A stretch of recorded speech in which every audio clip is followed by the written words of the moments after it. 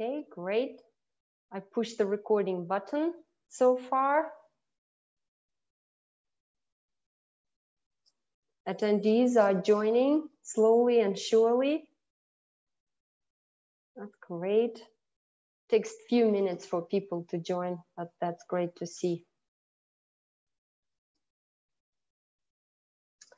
Let's give it a few minutes.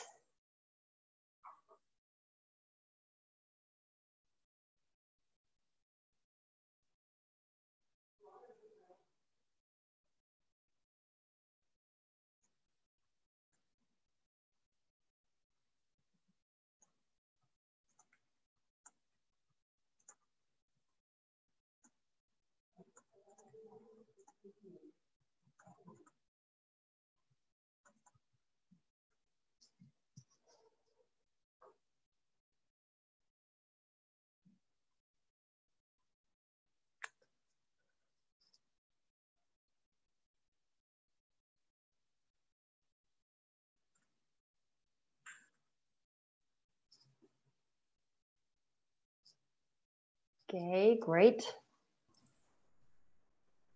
Hello, everybody. I would like to give you.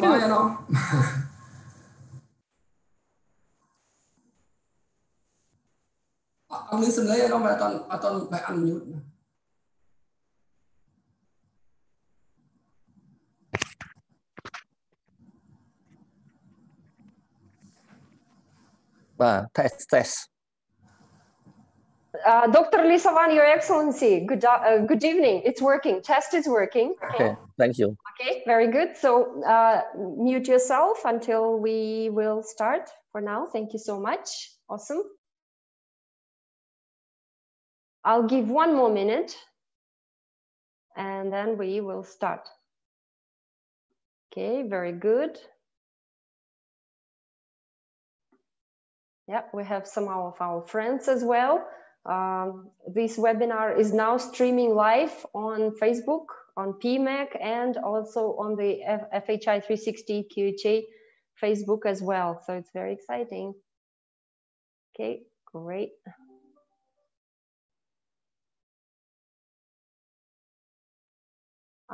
Really great to see all our panelists and speakers together.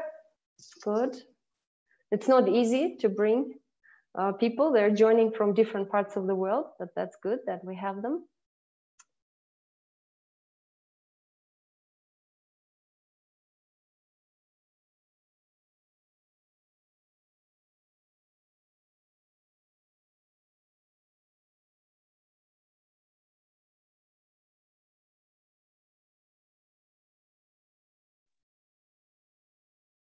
Okay, so it's 6:01. I think that our participants will be joining slowly and surely, maybe a little bit faster as time goes by.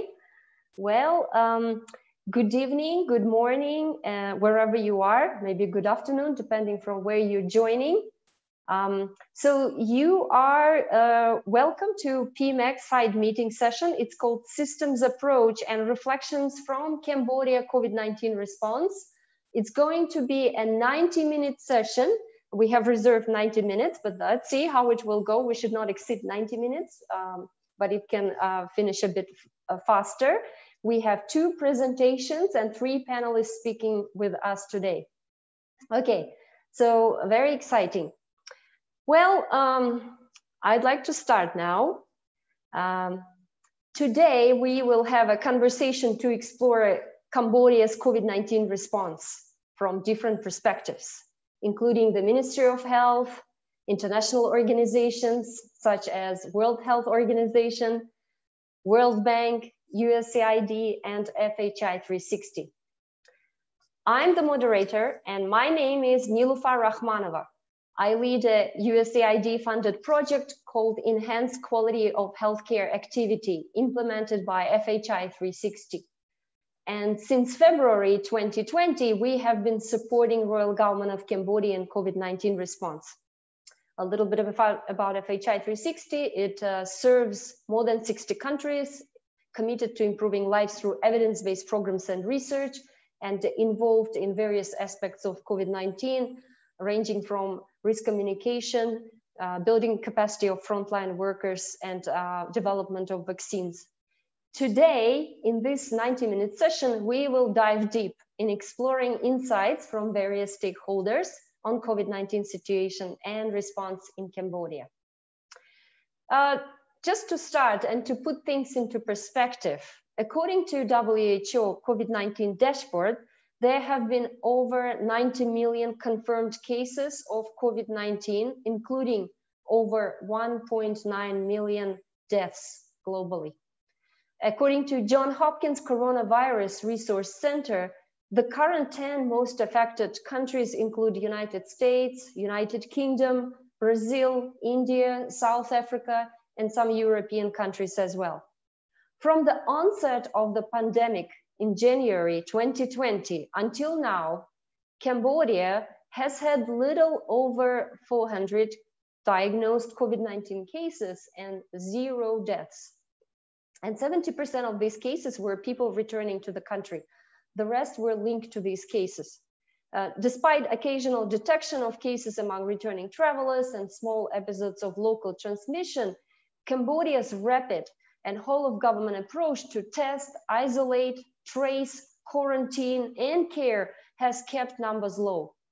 The health impact of COVID-19, according to the UNDP policy brief in Cambodia and its regional neighbors, including Laos, Thailand, and Vietnam, has been limited compared to most other countries. So the question that we would like to explore today is, what were the actions taken by various system stakeholders, and what were the factors that enabled Cambodia to be largely spared from pandemic? And we look forward to hearing from 2 presenters and 3 panelists, their experience and lessons learned. I'm very excited to say that the first presentation will be focused on Government of Cambodia COVID-19 situation and response experience, and will be presented by His Excellency Dr. Lee Savan.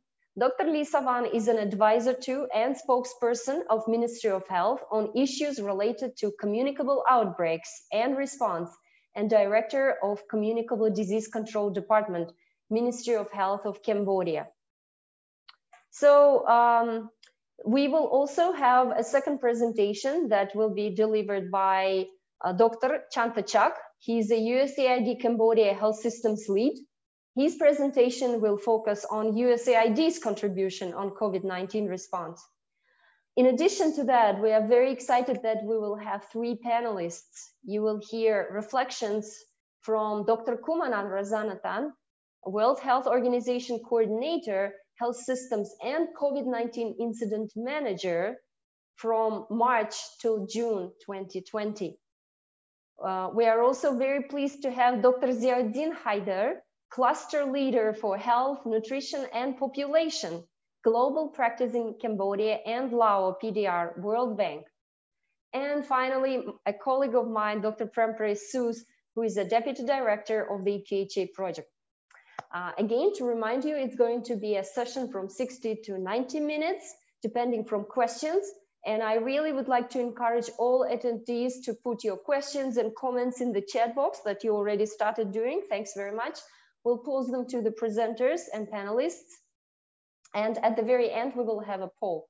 So without further ado, I would like to ask His Excellency Dr. Lee Savan.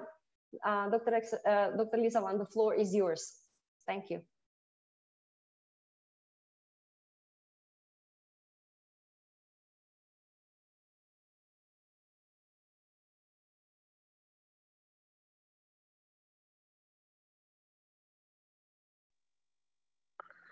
Thank you all for the opportunity and invitation for sharing the experience from Cambodia on the approaching, system approaching and reflection from Cambodia on COVID response. So I will make it big. So in Cambodia, we have follow our incident management and system structure that we have developed, and we use it up to now since the beginning of the outbreak of COVID-19. So we conducted daily EOC meeting to share information and solution and any need from every province everywhere in Cambodia. So up to now, up to 12 January 2021, we have a total 398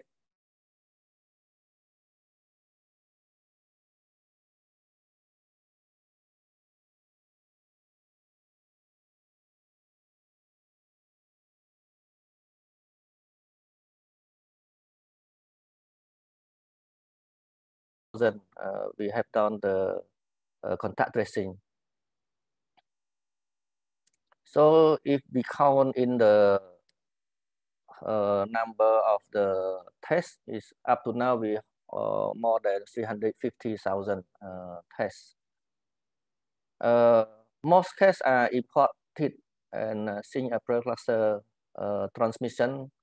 We have declared twice in the November 2020. It means that we have two local transmission in we call the 3rd November events and the 28th November events. I will go to detail after this slide.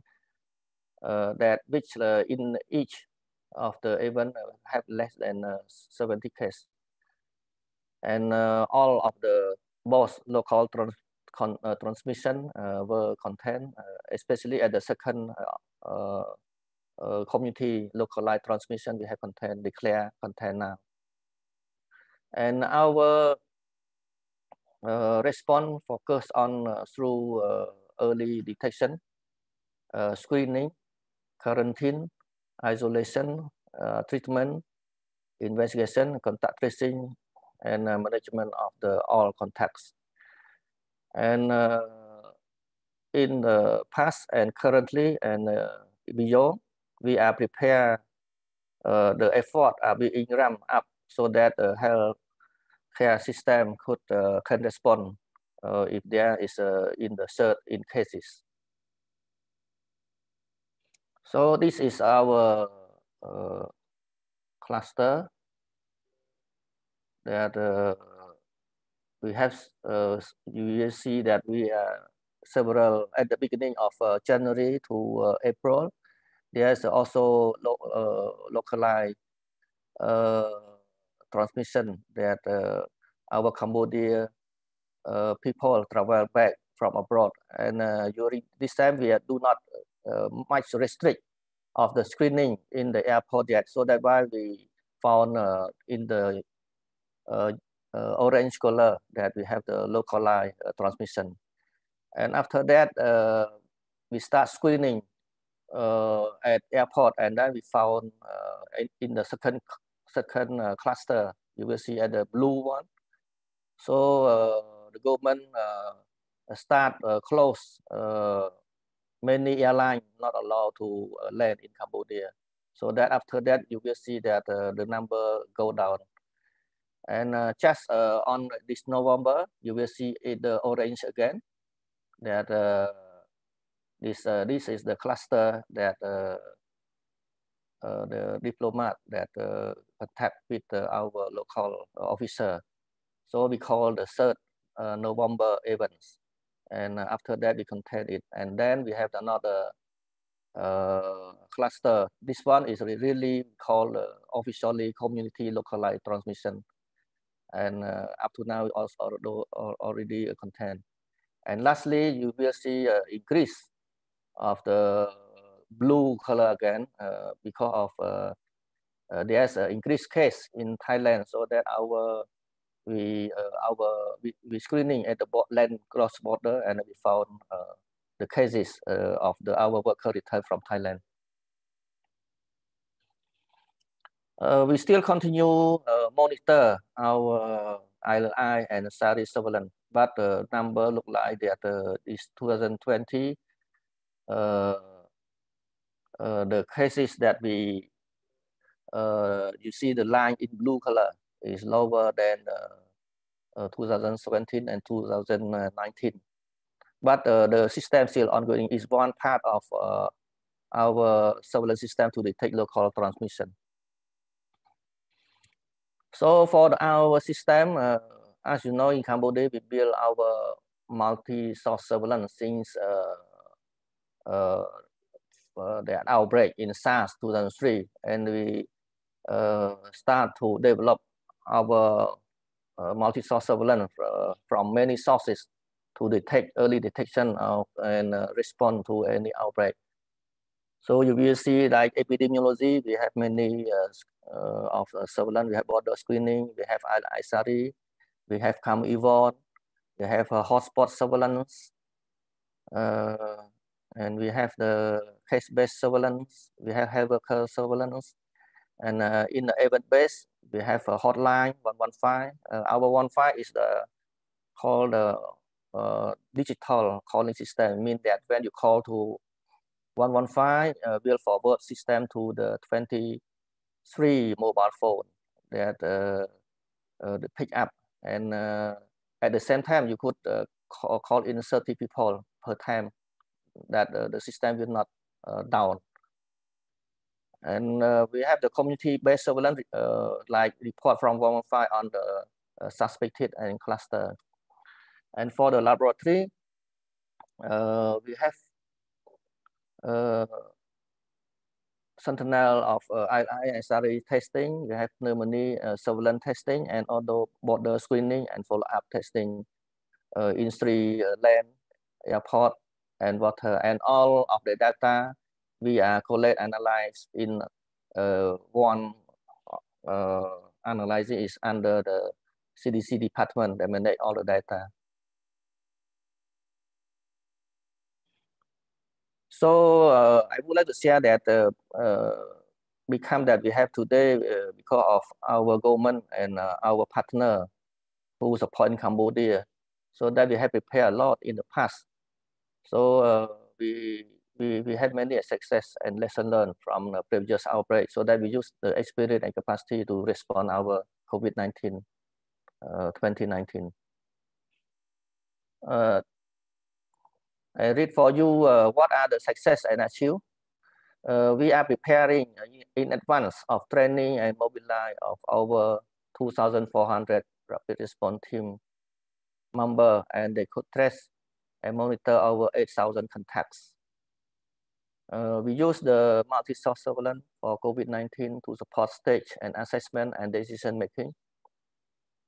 Over 300,000 COVID-19 PCR testing performed, and more than 200,000 individual tests for the COVID-19.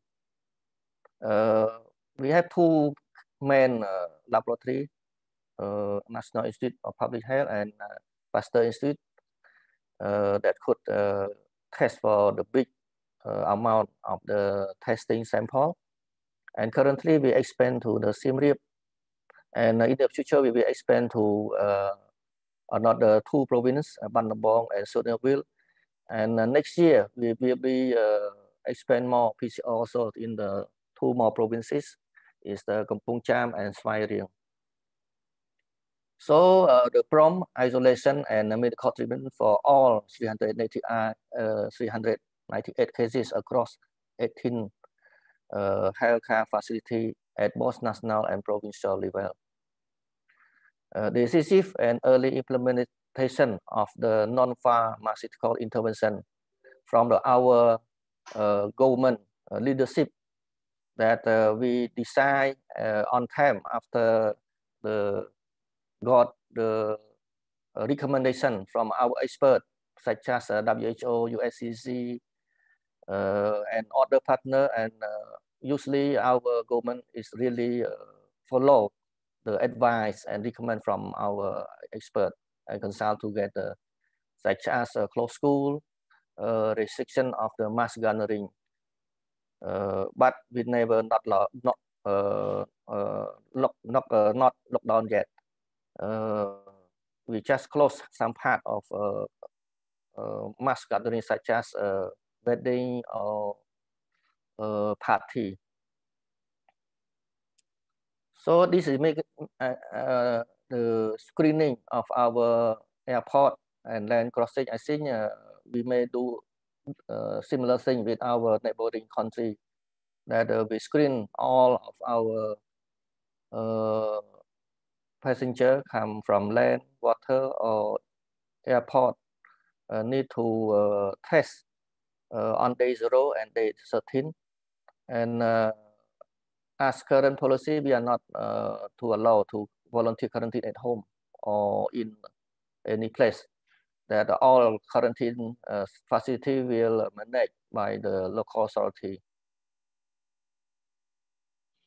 So this is the first event that we call the November 3rd events. Because of the strong government leadership and commitment, so that why we could contain the first local transmission. And you will see all of the order that we implement.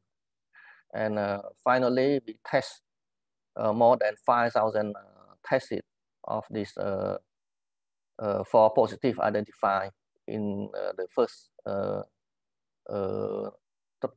local transmission. And then this one we call the 28th November events, that we call community localized transmission. So this first localized transmission in Cambodia. So the total of case is 41 confirmed cases by PCR. Up to now, we try to test, do the sequencing and serology testing, but we still could not find the source yet. But what we know very well and confirm that we have conducted sequencing, we found that the source of infection under the single source. So from the single source, it infected to 4 clusters. Yeah, at my right hand here. Yeah, 4 cluster. But now all of the 4 cluster we are contained. So we close our 28th November events. So this success because of the government response, extensive quarantine, contact tracing, testing, targeted non-pharmaceutical intervention, such as closer high-risk venue, cinema, museum, gathering, etc. Currently, we are facing with the return back of our worker to Cambodia. So up to now, we found by land crossing from Thailand, 33 cases have been reported. And currently, this is the data on 13 January. Up to now, we have more because we last 2 days we got about more than 20 cases more imported land crossing from Thailand. And more than 12,000 migrants have returned from Thailand since 23rd December. And we test more than 15,000 samples already tested by Pasteur. And we would like to send all the samples to Pasteur, all the 7 priority provinces that border with Thailand. So this all detail our management of the return migrant quarantine facility. So up to now, we have the current more than 6,000. Yeah. And we use staff more than 376. And we had trained, all of staff had trained more than 300 or so. So how we manage of returning migrant? So this is the whole government response from local authority and all sectors involved. So our leader, Prime Minister Samdech, have ordered authority to strengthen health screening and quarantine measure on all internal checkpoints and corridor along the border, Cambodia and Thailand, and not allow to mobilize them into country. So when they cross land border, we have quarantine at the province border, not allow refer them to other province. All returning migrants are managed and guaranteed a facility in the province. Ministry of Health has started support supervision mission to 7 priority province, border provinces. And our CDC department also, we have deployed permanently our staff to support at the border also 7 provinces. And currently we are also supervision from our colleagues from WHO, USCC, and other partners also to support our border province. And Ministry of Health revised the quarantine site assessment tool and share with all provinces to support in implement their operational. Even we try our best, but the risk still high. Yeah, the risk of to local transmission and large scale still we feel face. The reason because ongoing global transmission, potential for the undetected transmission, because many of them are asymptomatic or mild case. Risk of incubation virus on arrival, risk of onboard transmission in non-ideal quarantine, and limited of a non-pharmaceutical intervention, not fully compliant. And we found also the illegal land crossing at the land border and the sea. So that we are likely more than 50%, and second measure, and this also high. So what we have learned now is we must invest in preparedness today, so we will not have regret tomorrow. So preparedness is the best way to minimize the health, social, economic impact. And COVID will not be the last pandemic. We will have to prepare ready for the next pandemic of influenza. We must transform the health system for the future. The strong health system is the precondition to manage COVID-19 and for any other future emergency. And we must create a new normal. As you know all already, that we have to live with a different way of living. As I mentioned early, so we need to prepare more for the action COVID-19 and beyond 2021. So in the province, they are ongoing, prepare their plan.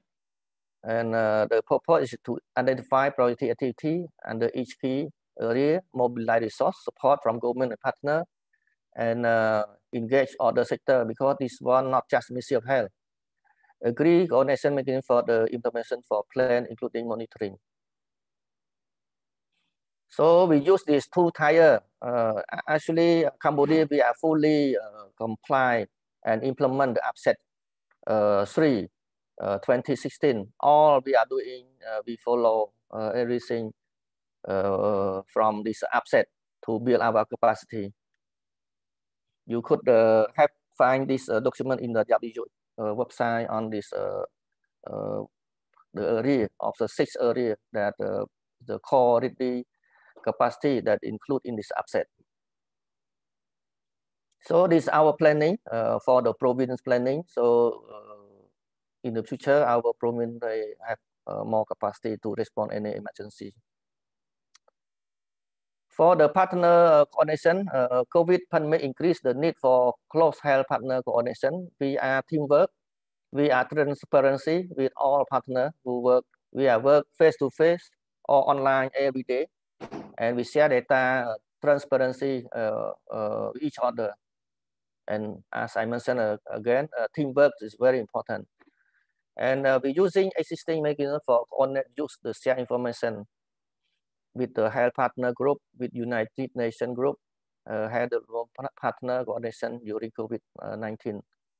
COVID-19 operational partner group convened by WHO bi-monthly partner implementation activity on COVID-19 for informed sharing. Informal group have been set up to facilitate collaboration, technical pillar of the COVID-19 response to plan, coordination, and monitor effort, surveillance laboratory, health service delivery, risk communication, oxygen and supply from the World Bank COVID projects. Head of WHO, USCC, and Institute Pasteur meet with the key partner. Quarterly meeting for fund partner convened by WHO to share the progress of response of COVID-19 and need from the government. So we need to prepare for the new normal and to a new future. It is vital to continue doing the right thing to prevent and contain infection, respond now, and prepare a large-scale community transmission. There must be a new normal, encourage individual to continue protective behavior and identify how activities like school, business, and can be ahead while minimize infection risk. Doing this well will protect Cambodia from this disease and other threats. We can grow from the new normal to a new future where health is recognized as an investment. I think I finished my government part. I would hand over to my colleague to continue presentation. Over to you. Thank you. Thank you very much, Your Excellency, Dr. Lee Savan. It is really a remarkable achievement. Congratulations on the Royal Government of Cambodia's swift response to the COVID-19 pandemic. And definitely Cambodia has been successful in minimizing morbidity, zero deaths, avoiding epidemic peak that, as we know, in many countries has been so ferocious. So congratulations. And I would like now to continue. The impact of this pandemic is not limited to health, but also social and economical aspects. And thus coordinated and timely support of international partners is very critical. So here in Cambodia, as His Excellency Dr. Lee Savan mentioned, there are multiple international partners, and collectively they have been helping to build the capacity of the health sector, to improve performance and to mitigate the effects of COVID-19, and also build the future for the new normal. So let us now hear from our next presenter. Thanks very much for putting your questions in the chat box. Let's hear from all the speakers, and then I will open the floor for the question and answers. So Dr. Chantachak, would you like to go now? Thank you. Yeah, thank you. So firstly, I would like to take the opportunity to congratulate the government of Cambodia and especially Ministry of Health. With the Ministry of Health leadership, we successfully contained the pandemic COVID-19 in Cambodia. And thank you, Dr. Niloufar, Your Excellency, Dr. Lee Savan, and other development partner who allowing me to share USAID contribution in COVID-19 response in Cambodia. Since February 2020, USAID has provided support over $11 million to support the response to COVID-19 pandemic in Cambodia. And this includes over 6 million for health fund and 5 million for emergency response fund to address the secondary impacts. We have been supporting in many key areas, including surveillance, case investigation, capacity building or rapid response team at subnational level. We also support the infection prevention control at health facility level. We support the capacity on national lab and risk communication, community engagement, and mitigation of secondary impact. For health, we support it through a number of our bilateral mechanisms, including the EQHA, this project that supported this session, It is a 5-year project of USAID with the overall goal to improve the quality of health services in both public and private sector. And this project implemented by FHI 360 in close collaboration with Ministry of Health, 6 provincial health department, and other development partner program. In February 2020, we responded to the urgent request from Ministry of Health. USAID has procured and supplied key equipment and commodity, including the VTM sets, swab for testing, cool boxes, cold pack for storing and transportation of specimen. We also supported some basic IT equipment for contact tracing, personal protective equipment for frontline health workers, and even the infrared thermometer. When Cambodia faced with the pandemics at the initial stage, our concern were on how the health system can be prepared to contain the transmission, to manage the COVID-19 cases, as well as to maintain the essential needed health services in both public and private sector at both national and subnational level. We understand that this urgent need for building the capacity of frontline health worker and manager in dealing with COVID-19 cases, and to provide knowledge and equipment so that they can feel confident and safe to continue providing needed services to the people. XUHA has introduced the virtual learning hub, which will provide the online platform for all provincial health hospital, and selected referral hospital, so that the health facility staff can continue to receive knowledge and technical support from national program technical departments of Ministry of Health.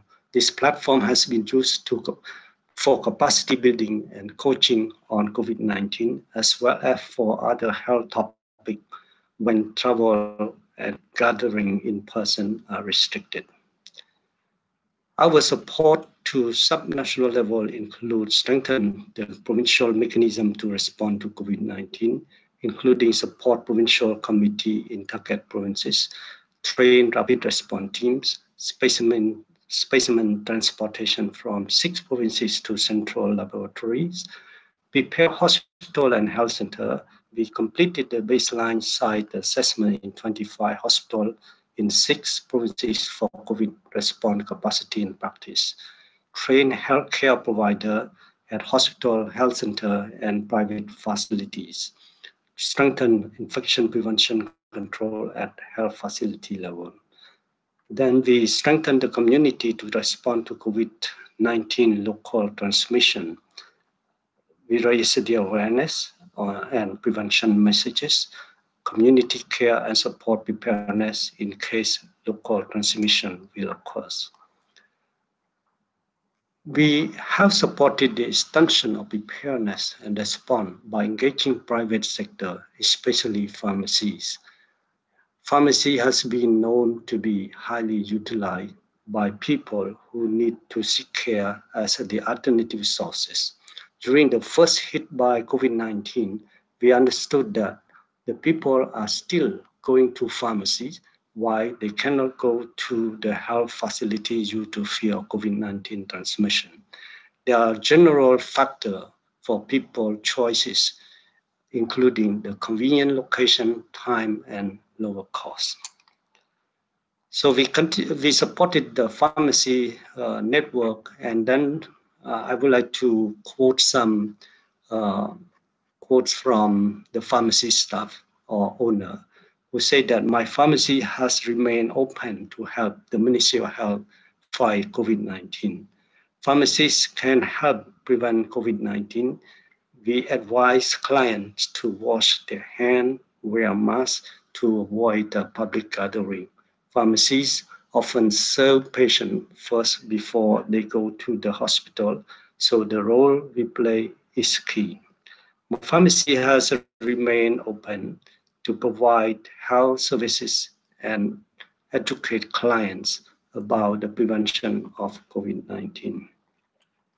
USAID also provided support through multilateral partner and NGO partners, such as through WHO, we support the development of National Infection Prevention and Control SOP related to COVID-19, operational support for field investigation, contact tracing, expand laboratory testing capacity in provinces, as Excellency Dr. Liswan mentioned, and also support the risk communication and community engagement.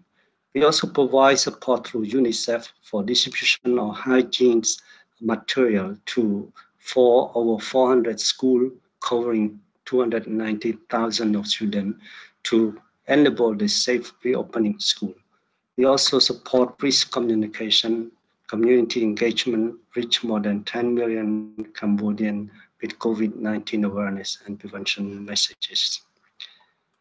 For mitigation of COVID-19 secondary impact, USAID have provided support in food security, viable rural livelihood opportunity for unemployed Cambodian and return migrants, household impact by the economic shocks, such as investment in small and medium enterprise for job creation in horticulture, providing skill training and placement activity for under and unemployed Cambodian, including recently returned migrant worker.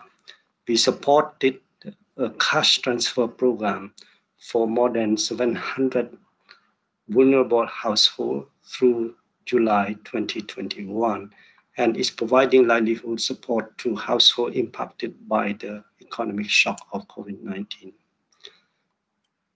With all these, to connect to Excellency Dr. Liswan mentioned about some lessons learned from partner, I think we have the effective response to health emergency required rapid financial and technical coordination among international partners. We also had the multi-sectoral response to address the primary and secondary effort of pandemic in Cambodia is key to mitigate the impact of the pandemic. So I wanted to conclude my presentation by saying that our hope is that the world is smaller now because we are all in this fight together and we are constantly learning from each other. By that said, I would like to conclude my presentation now and happy to get a question from our audience. Thank you. Over. Well, thank you very much, Dr. Chanta. Remarkable, also very uplifting presentation. And it's clear that USAID's support and then technical assistance of partners has been critical in supporting both public health response and also address the social and economical aspects of the pandemic. I just would like to reflect on my personal experience that took place in February when we received the USAID funding. Together we had to put the concept note in 72 hours, which clearly is a demonstration of USAID's leadership and commitment to respond to countries' urgent needs as soon as possible, which is so critical in the context of pandemic emergency. Yes, time really matters. So now I would like to move, thank you, Dr. Chanta. I would like to move to our panelists, to Dr. Kumanan, World Health Organization Coordinator, Health Systems COVID-19 Incident Manager from March till June 2020. Dr. Kumanan, I remember in February 2020, we were all a bit anxious. There was, so much unknownness. We're dealing with unprecedented situation. And when we were asked to support COVID-19, WHO with you very quickly assembled various technical working groups. And that was a key to coordinate international partners' effort.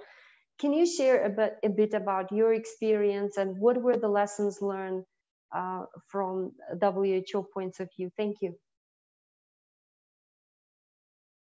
Good afternoon, good morning, good evening, colleagues.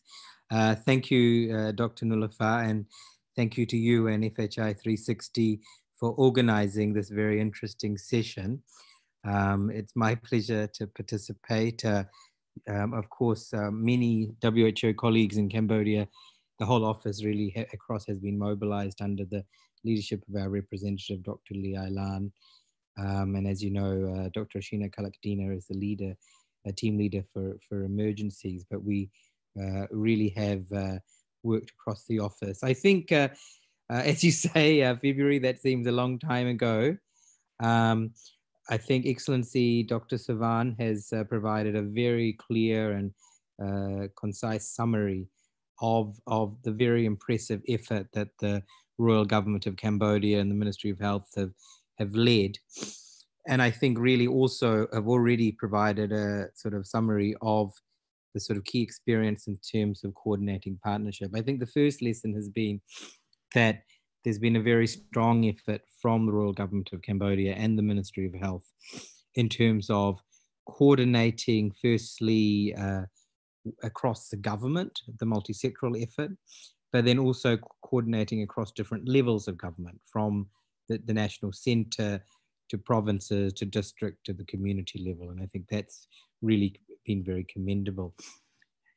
As our role as WHO, it's been our privilege, as always, as you'd expect in a pandemic, to support the government in pretty much all aspects, certainly of the health COVID preparedness and response, and also the broader effort. And we've been very pleased to do that, to support the ministry in coordination.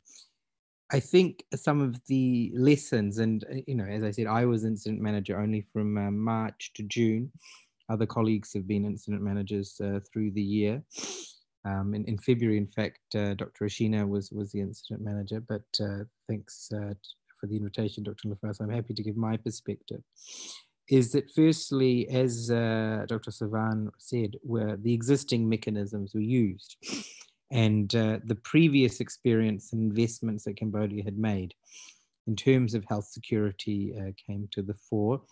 And there, Dr. Savan is very humble, but he himself, of course, plays a major role with the CDC department in coordinating. I think also the government, as we saw, very quickly set up new mechanisms. So the Samdech Prime Minister led the National Committee for COVID-19. The Minister of Health led the Interministerial Committee to coordinate the multi-sectoral response. There were two formal technical committees led by Excellency Dr. Sambat and Excellency Dr. Van Dien. So very quickly, the government put in place clear coordination mechanisms. I think then our role as WHO was to support the government in doing that and really be involved, as I said, and be pleased to be involved in most of the aspects of the preparedness and response. But then also to support our partners and provide a sort of hub for coordination among partners led by Dr. Ailan. And there again, existing mechanisms such as the Health Partners Group, existing mechanisms such as the UN Country Team, the Development Partners Group, those were used to share information. But as you say, there was a need, especially in that very early period, to support the government to set up informal groups. So Dr. Savan led a group around surveillance, which brought together both the government and a range of partners helping with surveillance efforts, and that continues to meet. There were other groups around risk communication, around clinical care, around laboratory. And I think, these really supplemented the formal mechanisms, but they provided an opportunity to detect problems. This in March, this was all new to us. This was a new threat. We were hearing information from around the world. WHO at HQ and regional office levels was sharing the latest guidance, as were other countries, other partners.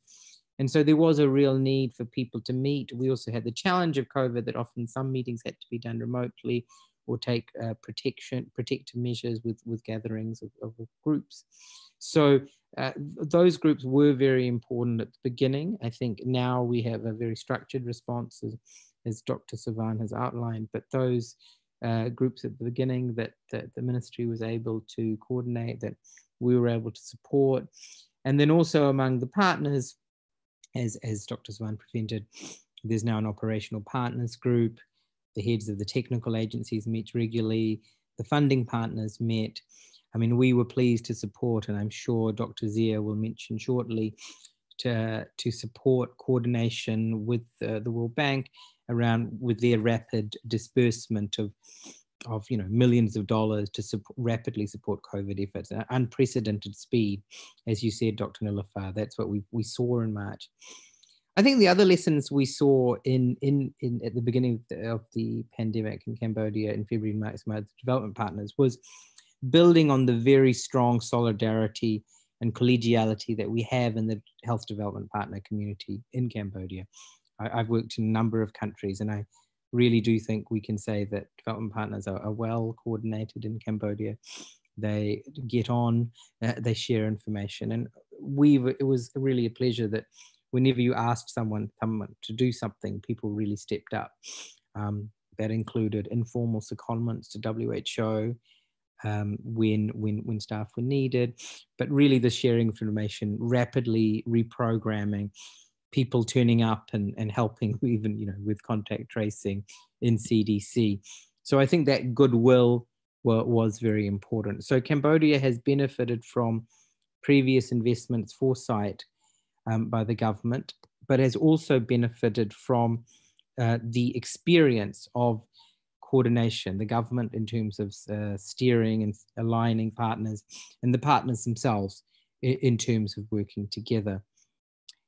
I think just one last point to make then on what were some of the challenges of coordination is that this was a global pandemic, and so every country was affected. Very different, for example, to the Ebola outbreaks recently in DRC and in West Africa, where there was the ability to bring in staff, bring in lots of resources. There were real challenges in March. There are still challenges when every country in the world is affected in terms of coordinating development assistance. And that's an issue, I think, for most donors. We had the experience, we brought an emergency medical team to support preparedness in health facilities, to support the ministry, support hospitals. And they were very helpful after a week or two. But then after 2 weeks, they were actually called back to the UK, most of them from the UK, because of the crisis in the UK. They were needed by the National Health Service. So I think that's probably something we can learn from for the future, to think, well, how do we manage that? How do we manage a genuinely global crisis in terms of coordination? There are similar issues in terms of supply and procurement, in terms of all countries chasing the same commodities. So a lot to learn. I think Dr. Sivan already outlined some of the key lessons, but overall, I think it was a very positive experience, very well stewarded by the government and the Ministry of Health. And as WHO, we were very pleased to be able to play a coordinating role among the partners, and very grateful to the rapid support and response from all of the partners in Cambodia. Well, thank you so much, Dr. Kumaran, providing that interesting perspective of your own personal aspect, and also highlighting the work of the government, of the donors and the international partners. And it's very interesting how then things evolved. I would like to take a minute just to say that there are a lot of international partners here in Cambodia, and in normal times, each of us work in silos, but with COVID-19, we had to get to know each other better under WHO umbrella. And I would like to acknowledge the incredible commitment and responsiveness of these partners like US CDC, IOM, Institute Pasteur, UN organizations, MSF, DMDP, and others. Dr. Kumaran, I would like to ask you another question. You are providing this also, regional perspective. I'm curious, in Southeast Asia, there was a rapid initial response with aggressive provisions for test, trace, isolate, including institutional isolation and quarantine of cases and close contacts. As a result, rapid and generally pretty effective action the cumulative incidence in these countries to date has been comparatively low in comparison with Europe and US and South Africa and some other countries. What do you think is the factor? Did they use similar approaches? Did they share these approaches, learn, adopt it? What's your perspective? Thank you. Thanks for the question, Dr. Niloufar. And certainly, I mean, I of course have been working in Cambodia, but our regional colleagues under the leadership of our regional director, obviously we have shared experiences. And I think, as I said, one of the lessons from COVID has been the ability to use the technology for much more rapid sharing of information than perhaps we've seen in previous outbreaks and pandemics. And that's something to keep for the future. As you say, it is an interesting feature, although the pandemic is by no means over. So again, we should wait till the end of the pandemic before saying that some regions have done better than others, because there's still a long way to go. And Dr. Savan highlighted that. I think, though, it is interesting. I mean, it's a very diverse region, East Asia. I mean, you have countries like Cambodia, which have had challenging times, have recently been growing rapidly, relatively young population, do have, as you say, a long history of collaboration with partners and strong technical institutions. As you mentioned, the US CDC, the Pasteur Institute, many of the other institutions that you mentioned, including us. And then you have countries like Japan and Korea, very wealthy countries, very high GDP per capita. So it's a very diverse region, but this has overall had relatively low number of cases, certainly compared to what we see in many other parts of the globe. And I think, well, as you know, there's a lot of interest in trying to discern why that is. Of course, there's the independent panel, which is doing its work and will report to the World Health Assembly in May. And there's been many other sort of commissions, and so a lot of work. But again, just to caution that we are still only perhaps, halfway through. So we should wait to see how it all plays out globally. But I do think there are some features you can probably identify in East Asia that were similar. Firstly, that it was taken very seriously from the start, that leaders took it very seriously, took it on themselves, led communication, and that's what you saw in Cambodia with the Samdech Prime Minister and the Minister of Health and other senior leaders regularly communicating with the public and taking it seriously and being very clear on the messaging. And I think this is something that we've seen across the East Asia and Pacific region that's been very important. Secondly, that countries in this region have done test, trace, isolate care, as WHO has recommended from the beginning, with every case. And so they've chased every individual case, ensured that people are tested, are traced, that people are quarantined who are close contacts, that people who test positive are isolated and cared for. In most of our countries, including Cambodia, people are admitted to hospital facilities. At no stage in most of these countries have we just said that, this is a minor illness and for most people, and so it can be managed in the community. And I think for some countries who did that earlier and then got high levels of disease in their communities, then it was much harder then to manage from then on, and that's still proving challenging. Also, by keeping it to relatively low levels, it has allowed societies to generally function, and I think increased sort of community goodwill and sort of receptiveness to the messaging. So I think that's a key feature. Another key feature is that most countries in the region have managed their borders and put in place quarantine regimes for border entry, and done that relatively stringently. And I think that we learn with every outbreak. And I think certainly thinking around borders is something that will change for the next outbreak. And so those features are common. I think also governments in this region have implemented effective multi-sectoral response. The Ministry of Health is very important, but it does really need all of society and all of government. So I think that leadership, consistent messaging, doing the test, trace, isolate and care, managing the borders, putting in place the non-pharmaceutical interventions, and really doing surveillance, chasing the cases, and managing governance across sectors and across levels. Those are common factors. But for all of that, and I think when you look at why some sort of community cases lead to mass outbreaks that are very difficult to manage and some don't, there's also some element of luck. I think some countries in this region do have some favorable factors, such as young populations, lower population density. It is probably helpful if you are in a place where people tend to have more ventilation around and are outside more. And it's also helpful to be in a neighborhood where countries are all doing well. I think, as we've seen with the second, third, fourth waves, if you're in a region where other countries are struggling to manage outbreaks and there's continuing a community transmission, it's very difficult to be an island in a region where and maintain your own management. So I think East Asia, everyone has benefited from everybody doing well. But as I said again, there's a lot to be commended, as Dr. Svan has highlighted, these very impressive achievements in Cambodia, but it's certainly not over yet, and the risk remains high. Well, thank you very much, Dr.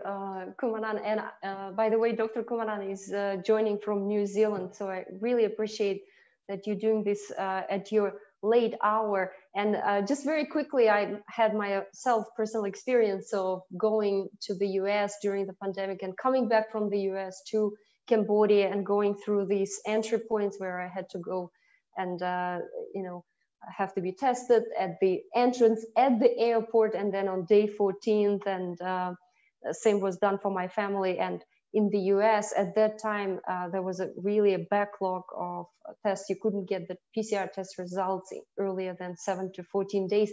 And all this made me think that, we can't divide the world into low, middle income or high income countries. Really right now, the world is divided into countries that seem to be managing the COVID-19 pandemic and those that are having a hard time. But as you said, things are evolving, and it's not over yet. So now I would like to turn to Dr. Haider, Zia Haider.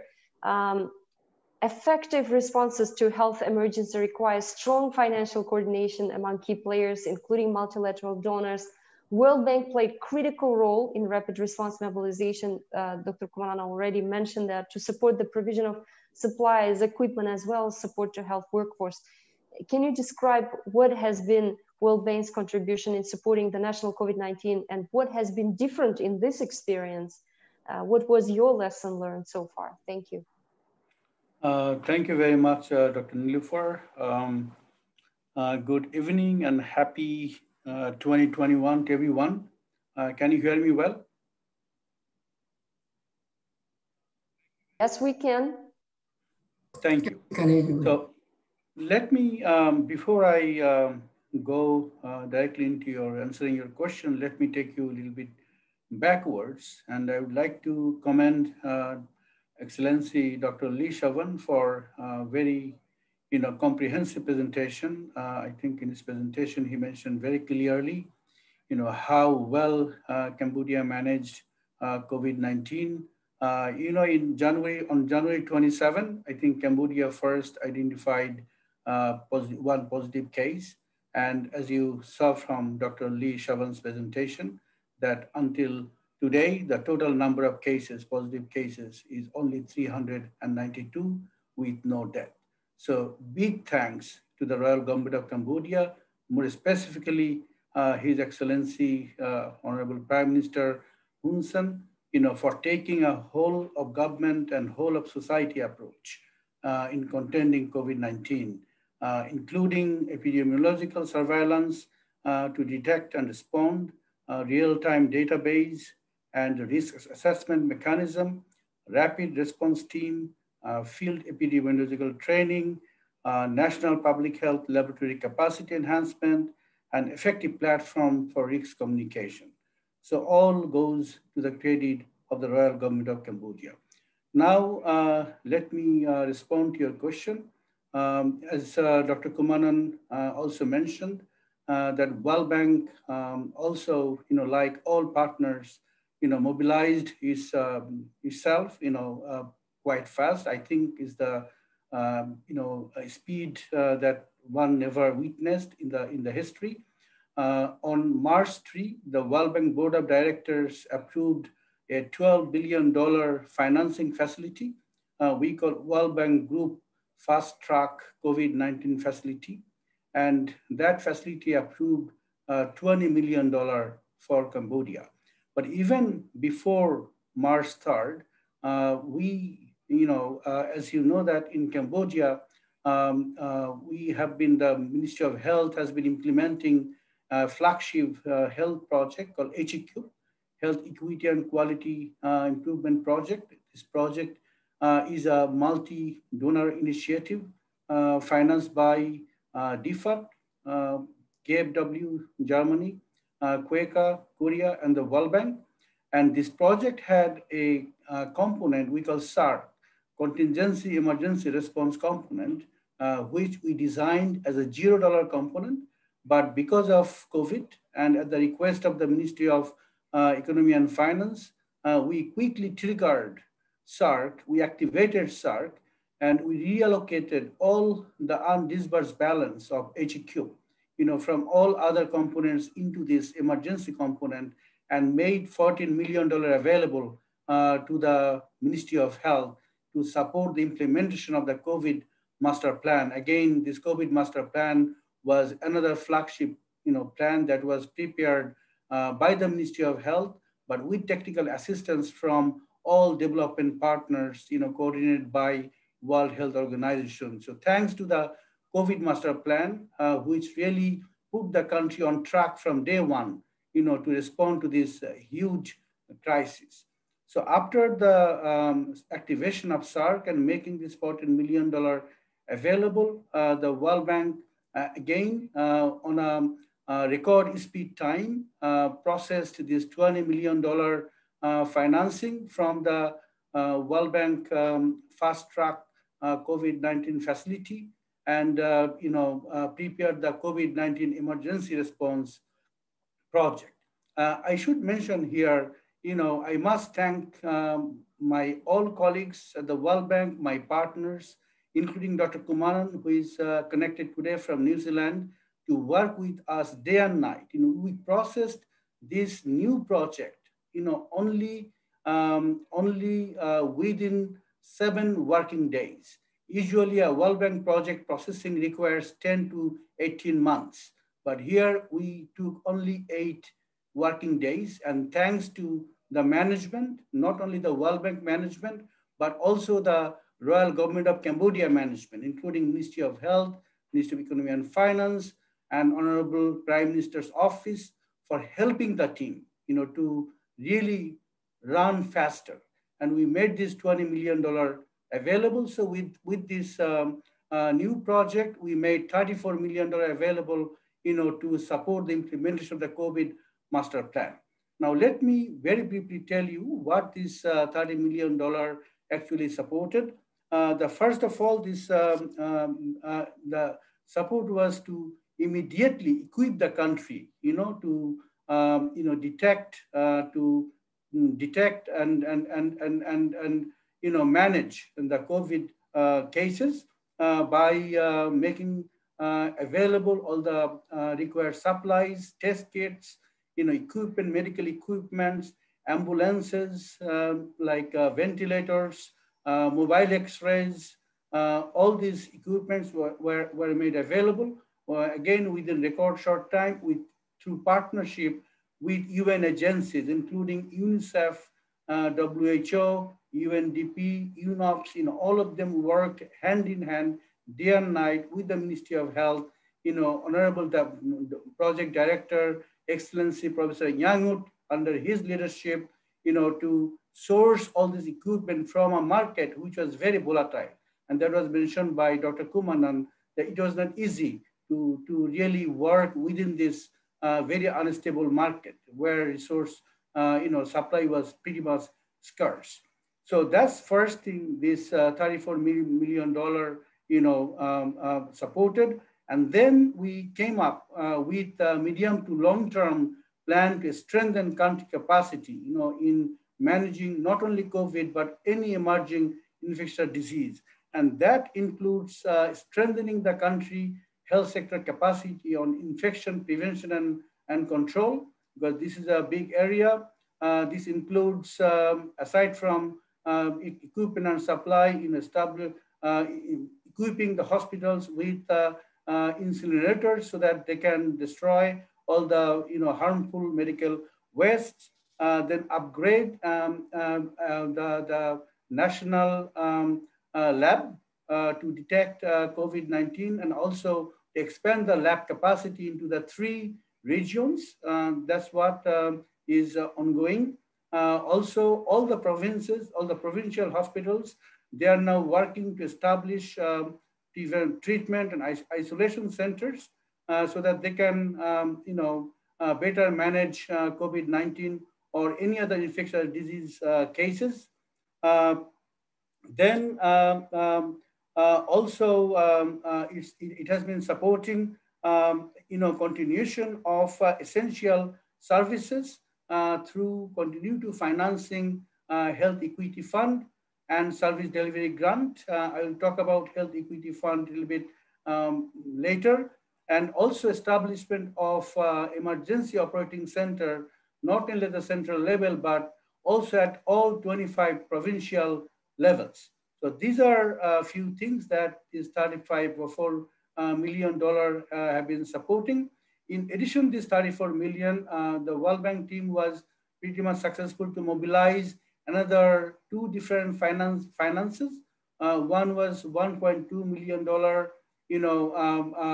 grant from another sources, and another one we just recently mobilized $3 million grant from Health Emergency Response Preparedness and Response Umbrella, $3 million, and this $3 million is going to support the COVID-19 vaccination deployment plan. You know that the Ministry of Health recently finalized their vaccination deployment plan, and we quickly raised this $3 million to make sure as soon as the vaccines arrive in the country, the government has enough money to spend on operating cost and other capacity building and communication activities in the country.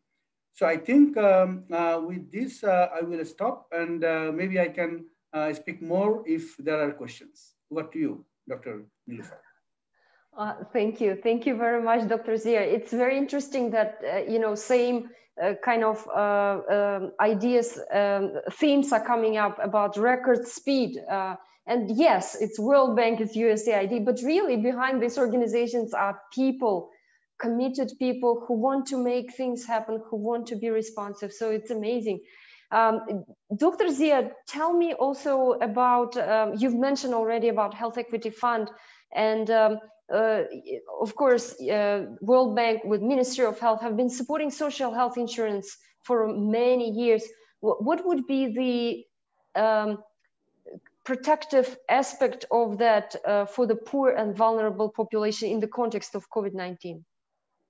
Thank you, Dr. Niloufar. Before going into that, let me just tell you that Cambodia has a very unique electronic system called patient management registration system. The data comes from all the health facilities, starting from health center at the primary care level up to provincial, hospitals. The patient records are compiled into this system. And we, together with the Ministry of Health, we looked into the PMRS data to understand whether there has been any impact of COVID-19 on health service delivery. But I would like to kind of report here, and thanks to the strong commitment and effort of the Ministry of Health and the government at large, that if you compare the health utilization data, this year in 2020 with 2019, we don't see much reduction in terms of the overall utilization of health services. So this is good news, and this is true for poor and rich, urban and rural population, and across all the provinces in the country. Now on HEF, the Health Equity Fund, this was introduced many years back, but it was being implemented by NGOs, outside the government structure. But in 2017, I mentioned about HEQ, this multi-donor, pool fund partners finance project. HEQ actually assisted the Ministry of Health to mainstream the Health Equity Fund within the government structure. And one of the achievements of HEQ is to establish PCA, the Payment Certification Agency, which is a autonomous body, set up by the government, and the board is basically chaired by the Ministry of Economy and Finance, and PCA basically verify the claims, coming from all the health facilities, to pay. And how the claim, why the claims are done, because in Cambodia, there is a system called ID Poor. This system was introduced by Ministry of Planning. They identify poor through mechanisms. I will not elaborate on the mechanism here, in both rural and urban areas. And when these poor, any of their family members become sick, they go to any health facility with the ID Poor card. They are given all the services, and then those health facilities are reimbursed for this cost, by the Ministry of Health. And this help, partly financed by the pool fund partners through HEQ, and also the major part actually financed through the national budget. So we believe that this HEF system, we are continuing to financing HEP, and the Ministry of Health and Ministry of Economy and Finance, they are continuing to super committed to run HEP, to strengthen PCA, Payment Certification Agency, so that in future, this poor, the coverage can be expanded, the utilization of HEP can be expanded, so that more and more poor can receive the service. Also, right now, we are having some discussion with the government to understand whether the HEP service package can be revised to include additional services, including non-communicable diseases or diseases that require longer term effort, then that will make the health services more equitable, and it will be more accessed, by the poor who need them most. And within the context of COVID-19, this is going to be even more critical, more important. So we'll continue to, dialogue with the government to make sure that the HEP, benefit package is expanded. It can cover poor, or it can go beyond the poor to cover other vulnerable groups. But these are discussions on the table in moving forward. With this, I think I will stop. Thank you very much, Dr. Zia. Yes, absolutely. I think that everybody will agree. It's such a complex pandemic. It's affecting many aspects of lives, including the socioeconomic and especially vulnerable population, is particularly can be hit hard. So it's good that there are these programs in place. I would like to very quickly ask one question that's coming up in the chat box before I will turn to Dr. Prempray. And this question is to Dr. Lisa Van.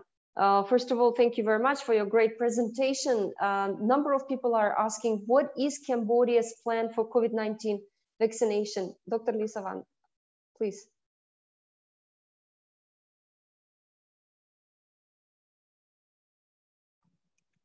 Yeah, thank you for the question.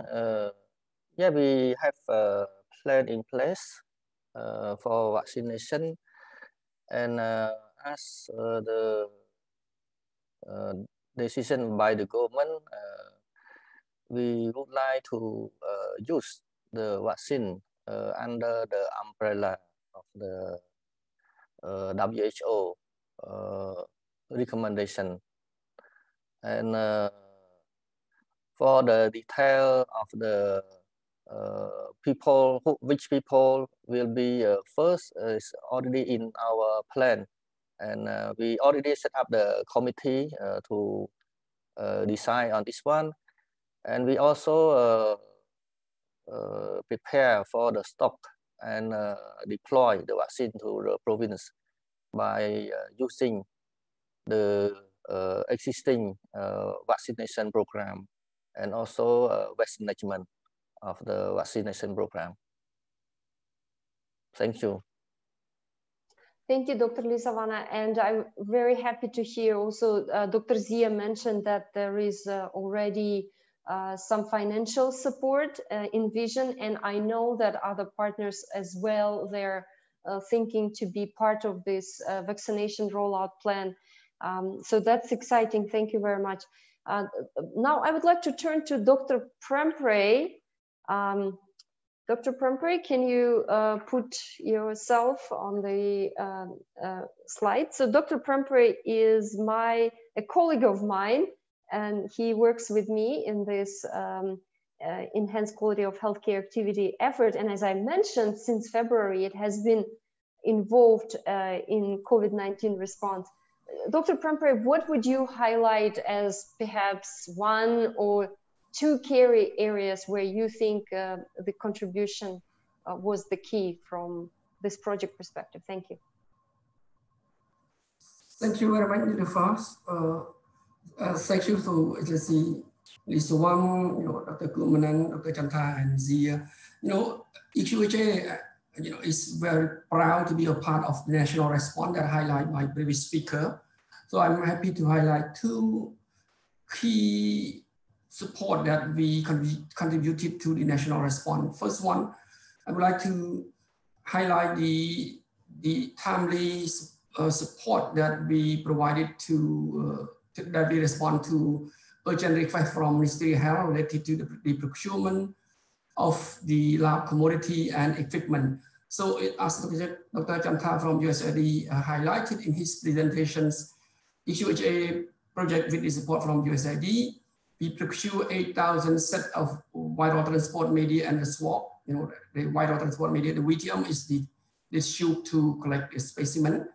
So among these 8,000 VTM and swab that procure from Thailand and China, we procure the first batch of 2,000 set of VTM and a swab from Thailand within 2-week time. So this is a record speed international procurement process. As you know, international procurement process require a very complicated process to import the product into Cambodia. But with the support from the FHI 360 regional office in Bangkok, where we are a great team there, help us to identify supplier, to sign the contract, and to help us to ship the VTM, first batch of VTM to respond to the urgent need, of Ministry of Health Cambodia, while the VTM in stock nearly running out based on the demand, the needs. So it was happened by the late February and early March, and within 2 weeks we were able to procure that one. So thanks to the FHI 360 regional team in Bangkok who helped us, thanks to Ministry of Health College who worked so hard to ensure that the imported, the custom service at the airport, be facilitated. So 2 weeks we imported the VTM to the Central Medical Store of Ministry of Health for distributing to the two national labs, the Institute of Pasteur and the national lab at the National Institute of Public Health. That's one thing that I would like to highlight.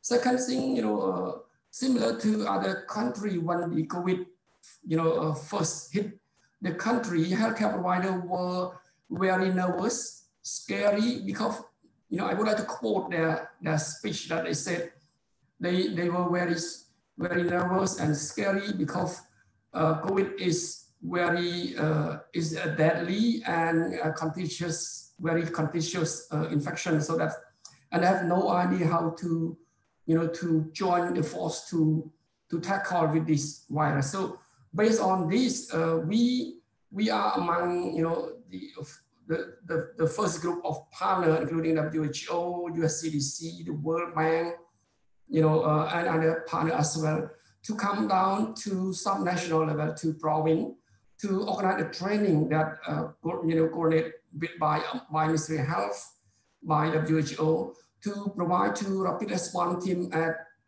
provincial level as well as to the healthcare provider, or frontline healthcare provider at a hospital. So the training focus on, what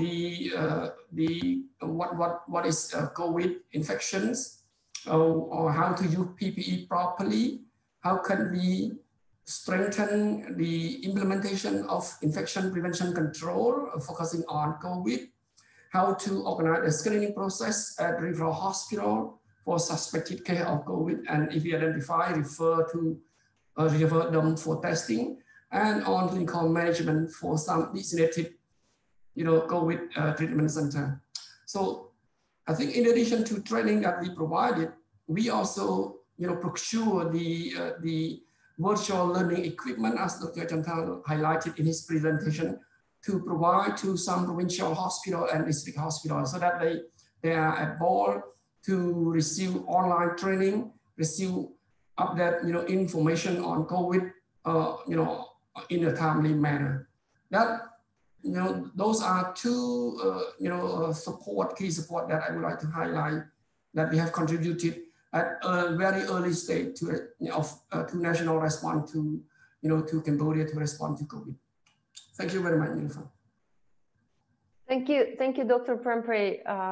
Yes, and I like about your example is that it also shows that inter-country collaboration between Cambodia and Thailand, and also I'm excited, like you, that we are supporting in some ways transition of Cambodia to new normal through the technology. And it's interesting to see how much Cambodia is very quickly embracing this digital technology. And even today, 1 year ago, we were in Bangkok, most of us together doing another topic panel, and now we're using Zoom technology. So it's really powerful.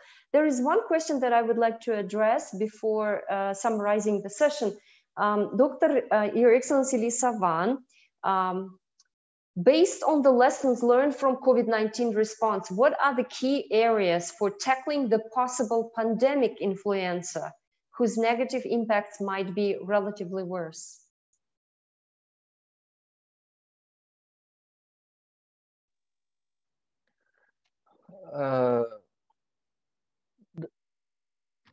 As I mentioned earlier, that the generic system is very important, that we build all of the necessary structure for surveillance, investigation, contact tracing, quarantine, isolation. And for the hospital also, as currently we got the funding support from World Bank and other partner, we have to prepare for the hospital isolate ward preparedness, including the ventilator. And we will keep also as this experience from this COVID-19, the leadership, the real leadership of our Prime Minister and Minister of Health, that work closely with the technical people and with the simple communication mechanism. Actually, you will see that the decision very quick. Sometimes advice, recommendation from our expert only 2 hours, and the government will decide whole country. So I think the teamwork, this kind of experience should be will use to cope with other pandemic, including pandemic influenza or other emergency threat. As my department myself, since that I become a director, I already try to avoid of the communicate with other with the bureaucracy and the hierarchy is very important, because emergency we should not wait for to another hour. We have to do now.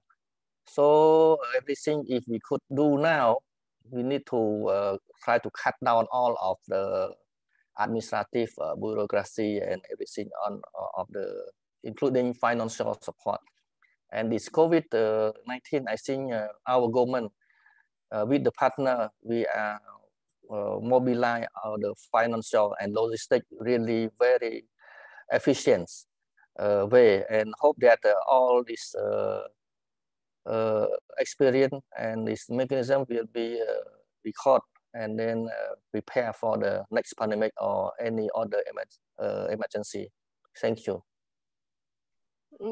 Thank you so much, Your Excellency. You know, a bit more a month ago, we have done a presentation together with you, and you shared also in another global platform with the International Society for Quality your experience, and it was very inspiring for others to hear. So I hope that this session was also useful and insightful. I would like to take a few minutes to summarize. You had a chance to hear insights and lessons learned from different health system stakeholders, and our presenters and panelists, they shared with you the recent health system strengthening approaches that were used in Cambodia to support the COVID-19 response. And since the pandemic started, we all globally in the world as public health experts and policymakers are in the process of constant challenge to optimize response across multiple dimensions of complexity, to choose feasible, contextually appropriate strategy. From these presentations and the panelists, we learned that tackling COVID-19 requires rapid time is a key dimension, leadership, government leadership, whole of government and whole of society approach. We also highlighted the critical role of WHO in coordinating the actions of partners, prompt mobilization of resources by donors such as USAID and World Bank, and commitment and creativity of multiple just individuals and organizations. What I learned also from listening to you, to experts, is that the feature of the health system here in Cambodia with already existed strong communication channels, strong coordination from national to subnational and down to community level was essential in adapting to crisis situation, and it helped the system to keep unified response, avoid confusion and miscommunication that we perhaps saw and observed in other systems. Also, many of you highlighted the past investments in health security, and it's in some ways it created a memory of the health system to combat emerging infections that enable to quickly adapt and comply with precautions and control the spread. The system also, the government listened very seriously to the public health advice from Cambodian CDC, from Ministry of Health, WHO, US CDC, and most importantly, maintained that throughout. It's been not month or 2 months, it's been a year and more. That was a hard trade-off, I'm sure, for the government to make and to keep and maintain that pandemic preparedness despite the impact on economy. So it's amazing, really, but the fight is not over, as you, Dr. Kumaran, mentioned, and you, Your Excellency, with 2021, even with the vaccine, the great human challenge remains, and the emerging and rapidly spreading new variants of the virus.